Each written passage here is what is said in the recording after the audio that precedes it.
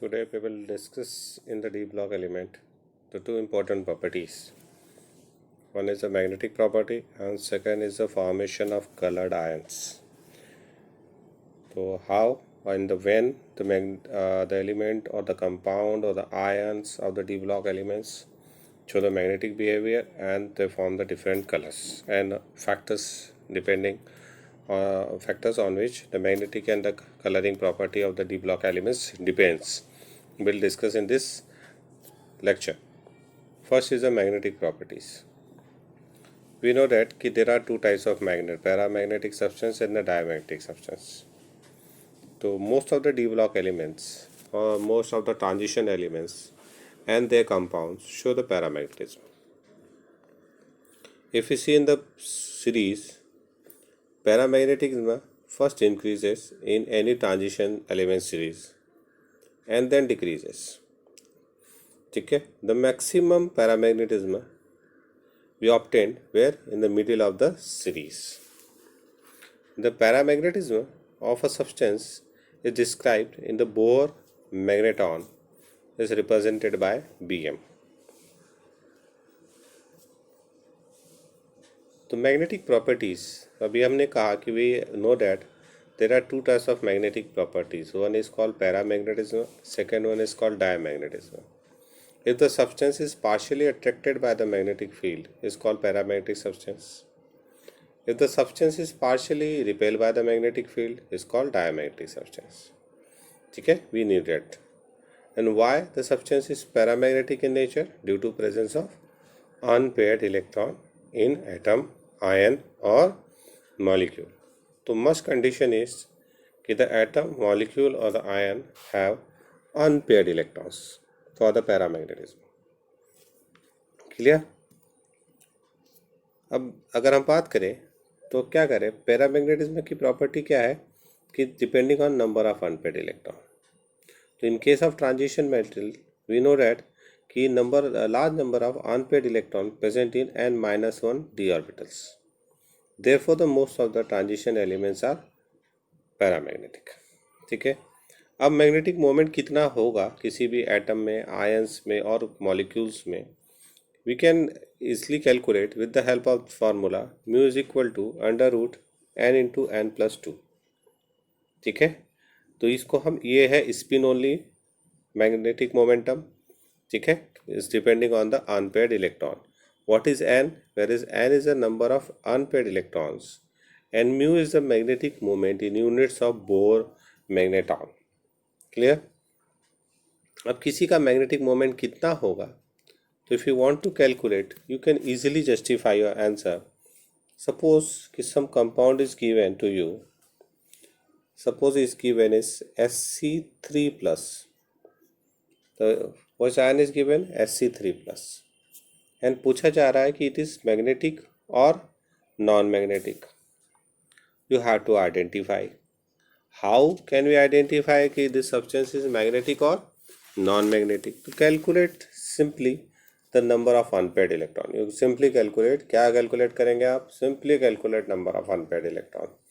We know that what is the atomic number of scandium is a 21 and the configuration is organ 4s2 and 3d1.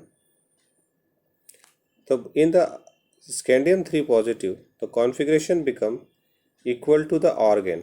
Because why? Because it loses 3 electron. So new configuration become 3d0. And now in the scandium 3 positive there is no unpaired electron. तो n equal to 0. n क्या है यहाँ पे? 0 है in the scandium. तो therefore it has a magnetic moment 0. Because if you put in the formula mu is equal to under root n into n plus 2, तो n will be 0. So the overall will comes mu कितना आएगा हमारे पास? 0. तो magnetic moment क्या होगा? 0 होगा. In place of scandium if you take another element like if you take compare, अब बोला जाए कि now compare the magnetic moment of titanium 2 plus and titanium 3 plus. ठीक है. तो अब सबका कॉन्फ़िगरेशन लिखिए. We know that the atomic number of titanium is 22 and configuration is argon 4s2 3d2. So it shows the titanium having how many unpaired electron? 2 unpaired electron, those are present in a d orbital. So its magnetic momentum कितना हो जाएगा? Titanium में कितना है? 2 electron paired है. Now in the titanium 2 plus, the 2 electrons are removed from the s orbital. ठीक है, तो जब 2 electron remove from the s orbital तो new configuration is argon 3d2 and 4s0. It also having a 2 unpaired electron in the d orbital. The n will be equal to 2. So the magnetic momentum of titanium and the titanium 2 plus क्या होगा? Are same. If you take titanium 3 plus, the one more electron removes and this electron will be removed from the d orbital. So the how many unpaired electron? Titanium 3 plus having only one unpaired electron. So now you can compare easily the which one is more magnetic. Which one is more magnetic? तो अब हमारे पास तो है titanium 2 plus जिसके लिए n कितना है? 2 है. And the for the titanium 3 plus n equal to कितना है? 1 है. अब इसके लिए अगर हम मैग्नेटिक मोमेंट निकालें तो म्यू इज इक्वल टू कितना हो जाएगा? Under root n into n plus 2. ठीक है, कितना हो जाएगा हमारे पास? Under root 2 into 2 plus 2. ठीक है, एंड 2 2 जा 4, 4 2 जा 8, इक्वल आ जाए किसके? अंडर रूट 8 के. ठीक है, तो अंडर रूट 8 और 8 को अगर हम सॉल्व करते हैं तो ये कितना आ जाएगा? अगर हम कैलकुलेटर निकालेंगे तो 2.84. ऑब्जर्व वैल्यू देखते हैं तो वो आती है करीब 2.76. ठीक है, तो इसकी वैल्यू कितनी आ गई? 2.84. ये पीएमटी में पूछा गया क्वेश्चन है कि मैग्नेटिक मोमेंट 2.84 है तो किसके लिए है? उसके लिए n की वैल्यू कितनी होगी? तो यहाँ पे हम निकाल सकते हैं 2.84 है तो n की वैल्यू कितनी है? यहाँ पे 2 है. तो ये पीएमटी में आया क्वेश्चन था, सॉल्व हो गया इजिली. ठीक है, अब ये तो आ गया किसके लिए? टाइटेनियम 2 प्लस के लिए. अब निकालते हैं हम किसके लिए? टाइटेनियम 3 प्लस के लिए. तो टाइटेनियम 3 प्लस में n कितना था? 1 था. तो हम सीधे फार्मूले में रख देगा म्यू इज इक्वल टू, तो म्यू कितना हो जाएगा? म्यू इज इक्वल टू कितना हो जाएगा? 1 इंटू 1 प्लस 2. तो ये हो जाएगा हमारे पास under root 2 plus 1 3 into 1 3 under root 3 हो गया. अगर वो अंडर रूट 3 आ रहा है तो इसके लिए वैल्यू कितनी आ जाएगी? 1.73. कैलकुलेटेड ऑब्जर्व होती है 1.75. तो अब हम कंपेयर कर सकते हैं कि यहाँ मैग्नेटिक मोमेंट कितना है? 1.73 है. Ti2 प्लस में कितना था हमारे पास? मैग्नेटिक मोमेंट कितना था Ti2 प्लस में? 2.84 था. तो कौन ज़्यादा मैग्नेटिक है? ऑब्वियसली ये ज़्यादा मैग्नेटिक है. मैग्नेटिक मोमेंट की वैल्यू भी हमने कैलकुलेट कर ली यहाँ पे. ठीक है, this is the way by which you can calculate the magnetic moment. Last example is a Zn2 plus.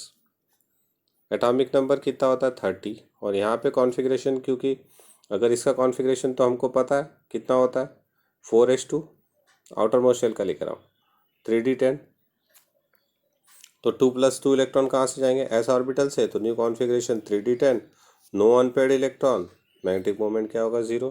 अब देखो एक टेबल हमने यहाँ पे रखी है. इस टेबल में अगर हम सबकी वैल्यू को कैलकुलेट देखें तो देखो टाइटेनियम 3 प्लस कितना था? 1 unpaired electron 1.73. Titanium 2 plus 2 unpaired electron 2.84. Vanadium 2 plus 3 unpaired electron 3.87. We can easily justify the answer.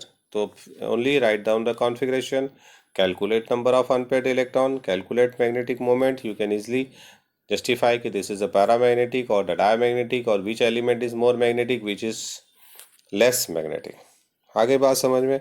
ठीक है, उसके बाद नेक्स्ट आ जाओ हमारे पास क्या है? Formation of coloured ion. तो most of the compounds of the transition elements are colored in the solid state or in the solution phase. The compounds of the transition metal are colored due to the presence of unpaired electron. Again देखो unpaired electron in the d orbital. हमने कहा कि जो most of the complex compound है they are colored. और वो colour क्यों है? Due to presence of unpaired electrons. तो यहाँ पे भी जो रोल मेनली आ गया वो किसका आ गया? अनपेड इलेक्ट्रॉन का आ गया. ठीक है ना. अब वो ऐसे कलर कैसे शो करेगा? तो कलर का एक्सप्लेनेशन तो हमारे पास एक ही होता है कि द इलेक्ट्रॉन्स क्या है जो आइसोलेटेड गैसियस एटम में है वो क्या होगा? लोअर ऑर्बिटल से जंप करेगा किस में, हायर ऑर्बिटल में. When it jump back it radiate energy और the visible region and will get the colour. But जब हम डी ब्लॉक एलिमेंट में हम कहते हैं तो हम कहते हैं कि we have a 5 D orbitals of the same energy, they are called degenerate orbital. But यहाँ पे जो कलर आता है वो आता है due to D D transition. It means the movement of electron from one D orbital to another D orbital. अब question ये उठता है कि हाउ इज इट पॉसिबल. जब वो डिजेनरेट ऑर्बिटल है तो डिजेनरेसी का मतलब होता है कि all the orbital having a same energy. और अगर सभी ऑर्बिटल की एनर्जी सेम है तो how can they produce colour, क्योंकि शिफ्टिंग तो होगी नहीं, डिलोकेलाइजेशन होगा नहीं.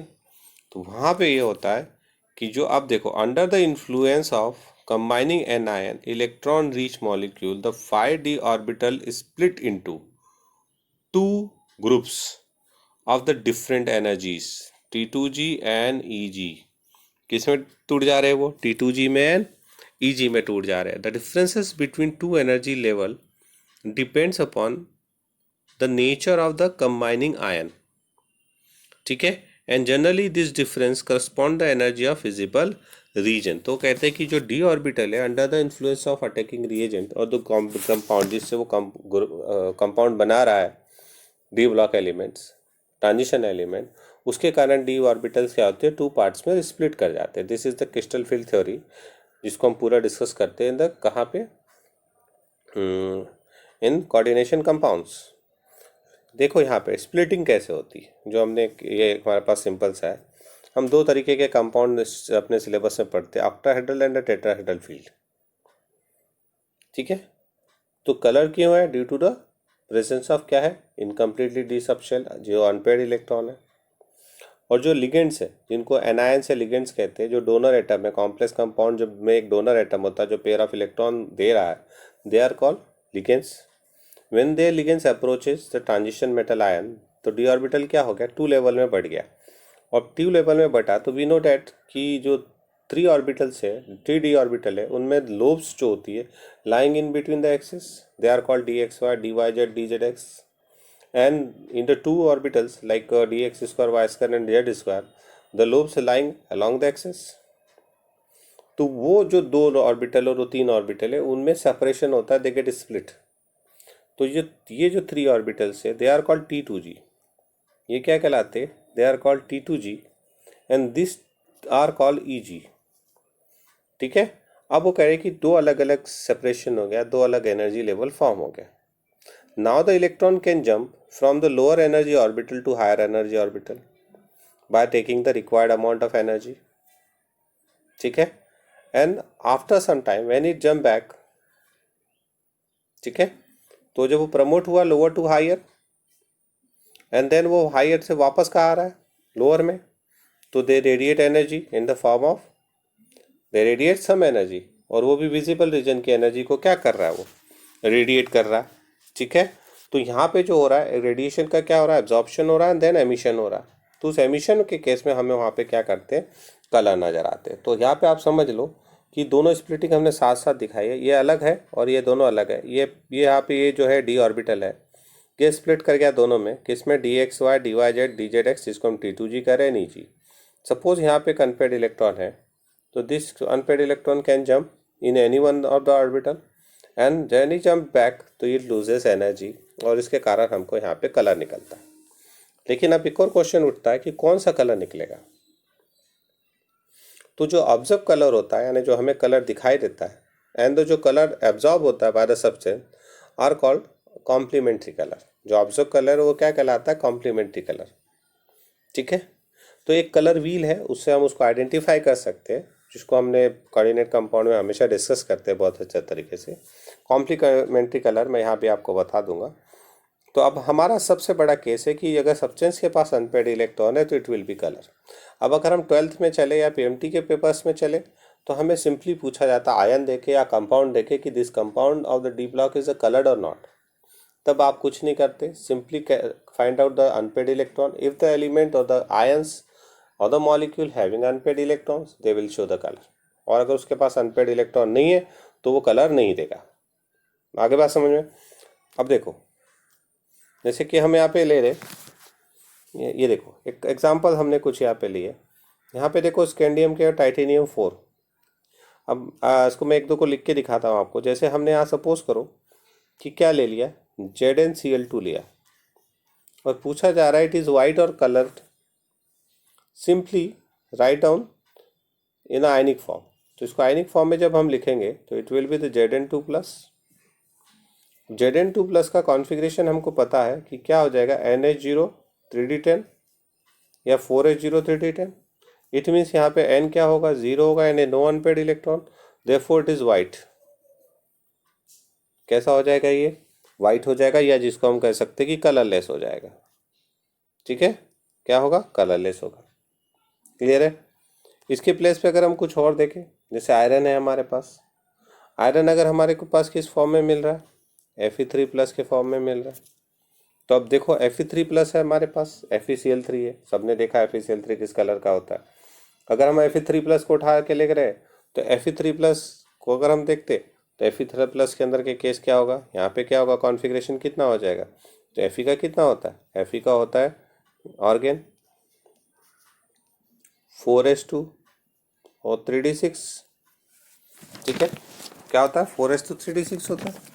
और जब ये Fe3+ बनाएगा तो इसने 3 इलेक्ट्रॉन लूज कर दिए, तो ये बच जाएगा आपके पास क्या, 4s0 और साथ में क्या हो जाएगा 3d5। यानी इसके पास how many unpaired electron, 5 unpaired electrons are there. अगर इसके पास 5 अनपेड इलेक्ट्रॉन है तो ऑब्वियसली ये कलर्ड होगा। तो by which we can identify कि the substance is a coloured और colourless. Any other example, like हमने यहाँ पे क्या ले लिया, हमने लिया टाइटेनियम 3+, अभी हमने मैग्नेटिज्म में भी पढ़ा।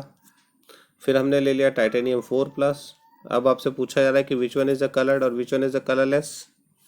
अब टाइटेनियम 3+ के लिए हम लिखते हैं, डायरेक्ट मैं लिखते रहा हूँ क्योंकि अभी हमने इतना डिस्कस किया इस पर। तो इसका कॉन्फ़िगरेशन हमारे पास क्या आ जाएगा, ऑर्गेन, ठीक है, 4s0 3d1। और इसका कॉन्फ़िगरेशन है देखेंगे तो क्या आ जाएगा, 4s0 3d0। यानी इसके पास अनपेड इलेक्ट्रॉन नहीं है तो ये कलरलेस होगा और ये कलर्ड होगा। ठीक है, किस कलर का होता है, टाइटेनियम 3+, जो भी कंपाउंड बनाता है पर्पल कलर का होता है। ठीक है, अब इस टेबल को देख लो। तो हमने यहाँ कुछ एग्जांपल्स लिए हैं, है ना, ये एग्जांपल्स है, they are the example, simple example. अब अगर इस एग्जांपल को गौर से देखो तो 3d0 they are colourless, no unpaired electron. But यहाँ से लेकर अगर हम यहाँ तक देख रहे हैं तो all are coloured because they having a unpaired electron, और ये सब कॉम्प्लीमेंट्री कलर है। तो ये चीज़ आपको ध्यान रखनी है कि अनपेड इलेक्ट्रॉन अगर सब्सटेंस के पास है तो वो कलर्ड होगा। अब वो क्वेश्चन है कि कौन सा कलर होगा, तो they are called complementary colour. अगर सब्सटेंस ने रेड एब्जॉर्ब किया तो you can show the blue green colour, orange absorb किया तो show the blue colour, they are the complementary. Yellow colour को एब्जॉर्ब किया तो कौन सा मिलेगा, इंडिगो मिलेगा। If it absorb yellow green then violet colour का आपको ट्रांसमिशन मिलेगा। ग्रीन एब्जॉर्ब करेगा तो पर्पल मिलेगा। तो ये एक हमारे पास बहुत ही इंपॉर्टेंट है क्योंकि आईआईटी क्वेश्चन में 2 बार पूछा गया कि ये अगर उसका एब्जॉर्ब कलर ये है तो कौन सा कलर कंपाउंड बनाएगा।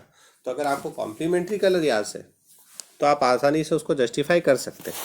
ठीक है, उसके अलावा अगर हमको टेबल याद करना पड़ता है कि हाँ भाई वायलेट कलर है तो उसका क्या मिलेगा आपको, येलो ग्रीन। अगर ब्लू है, एब्जॉर्ब हो रही है लाइट ब्लू कलर की, तो हमें उसका कॉम्प्लीमेंट्री कलर क्या मिलेगा, ऑरेंज मिलेगा। ग्रीन कलर अगर एब्जॉर्ब हो रही है तो हमें क्या मिलेगा, रेड मिलेगा। ठीक है, नहीं है। और एक और व्हील होता है जिसको हम बना देते कि अगर हम व्हील बनाते कि यहाँ पे वायलेट है, ब्लू है, ठीक है, तो इसके अगर हम इसमें चलते, ये आ गया हमारे पास। ठीक है, यहाँ पे वायलेट है, अगर येलो इसका कॉम्प्लीमेंट्री कलर है, ग्रीन है, इधर क्या हो जाएगा, रेड है, यहाँ ब्लू है, यहाँ ऑरेंज है, यानी ब्लू का कॉम्प्लीमेंट्री ऑरेंज है, ऑरेंज का कॉम्प्लीमेंट्री कलर क्या है, ब्लू है। ठीक है, यहाँ देखेंगे हम तो ये दे आर कॉम्प्लीमेंट्री, तो रेड कॉम्प्लीमेंट्री ऑफ ग्रीन और यहाँ वायलेट एंड येलो। ठीक है, तो ये कहलाता है व्हील। ठीक है, कलर व्हील। इसको भी अगर याद रखें हम तो हम एक आइडिया तो लगा ही सकते हैं कि हम अगर एब्जॉर्ब हो रही है लाइट तो कौन सा कलर हमें वहाँ पे मिलेगा। ठीक है, तो they are the explanation of, किसका एक्सप्लेनेशन है हमारे पास, कलरिंग नेचर का, और क्या है